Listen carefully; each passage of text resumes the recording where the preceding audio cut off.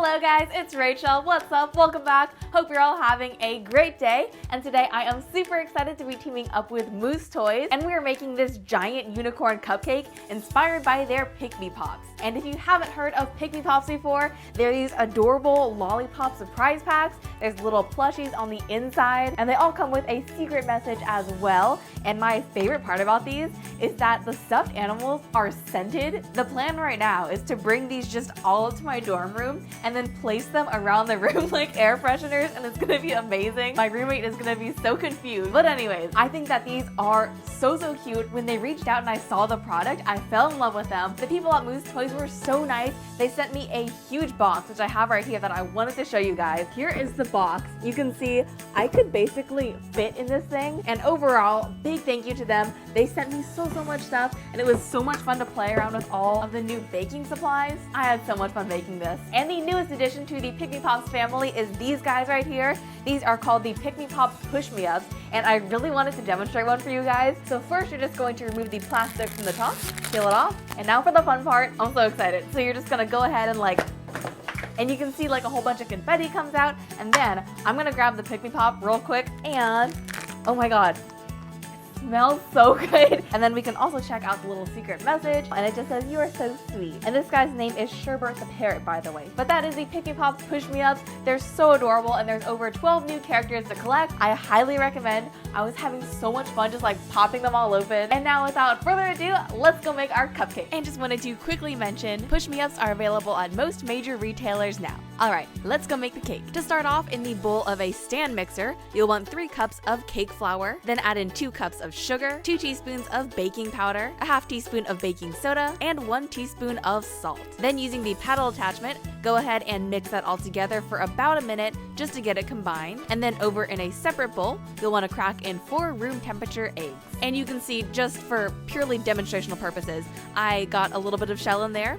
Again, totally on purpose, just so that I can demonstrate a little tip. If you get any shell in your bowl, I find it's really helpful to use the remaining eggshell to kind of just scoop it out of there, and that works out really well. So crack in those eggs and then add in 1 cup of buttermilk. You'll also want to add in a half cup of canola oil and 4 teaspoons of vanilla extract, also known as a tablespoon plus a teaspoon, whatever floats your boat. Give that all a whisk together to combine, and then back over to our dry ingredients.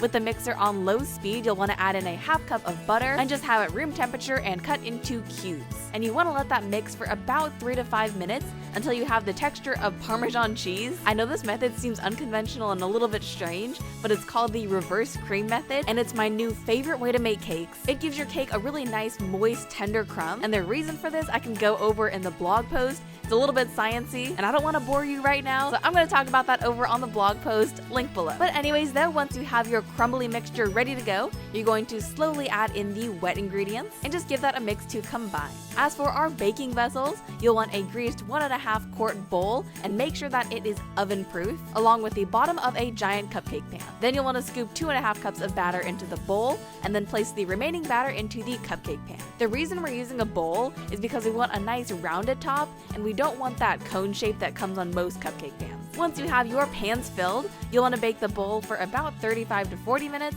and then bake the cupcake pan for about an hour. So here is our bowl out of the oven. Let it cool for about 5 or 10 minutes, and then flip it out onto a cooling rack. And check out that graceful release there, thanks to our cooking spray. And then once your cupcake bottom is ready to go, just gently release it from the sides of the pan, flip it upside down, and gently remove it from the pan. Let them both cool off completely, and then level off the top of your cupcake bottom. And of course, you are welcome to eat the scraps there. That's actually my favorite part of the cake, because the top gets like nice and crispy, but the inside is still really moist and soft. It's the best. And now moving on to our candy wrapper bottom, you're just gonna take some pink candy melts and scoop those inside of your cupcake silicone pan. Then use your spatula to kind of spread that around the outside. And it's okay if the first coat is a relatively thin one. I find that once you do the second coat, it really gets more substantial. So once you have that first coat down, pop that into the fridge for about 15 to 20 minutes, just until it sets up completely. Then grab it from the fridge and do your second coat, and the reason the second coat gets so much thicker is because the chocolate shell is already cold, so then when you're applying the candy melts, they're gonna set up pretty much right away, and that's gonna allow you to get a nice thick shell. And don't worry if the sides are like kind of ugly and scraggly, you can fix that later. So once you have a nice thick shell, pop that back into the fridge for about 15 minutes, and then you'll want to very gently unmold it from the pan, so just gently tug at the sides, and if it helps you can kind of like stick your fist in there and then peel off the back, and voila, you have a beautiful chocolate shell. And then before we place our cake inside, you'll just want to trim it down to size, so that just means cutting off the browning on the edges, and then cutting it in half. And now for the assembly, you'll want to pipe some buttercream on the inside of the candy wrapper, and just spread that out nice and evenly. And by the way, I'll link my favorite recipe for buttercream frosting over on the blog post. Highly recommend that one, it goes really well with this cake. But then place your first layer of cake on the inside, pipe over some more buttercream, and then add over some rainbow sprinkles just for a little bit more color. Then add on your second layer of cake, and top it off with some more buttercream. Then spread that out nice and evenly, and then you'll want to add on the top portion of your cake.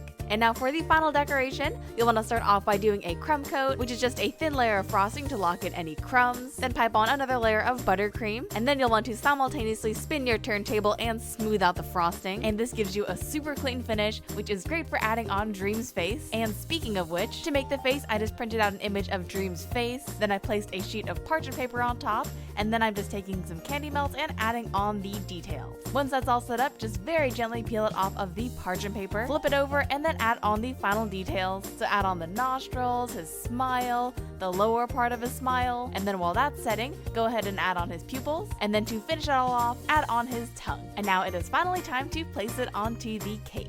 Next up, we're gonna make Dream's horn. For this, I just cut an ice cream cone down to size. Then I mixed together a little bit of clear vanilla extract and gold luster dust and just painted that onto the horn, and I stuck that into the cake.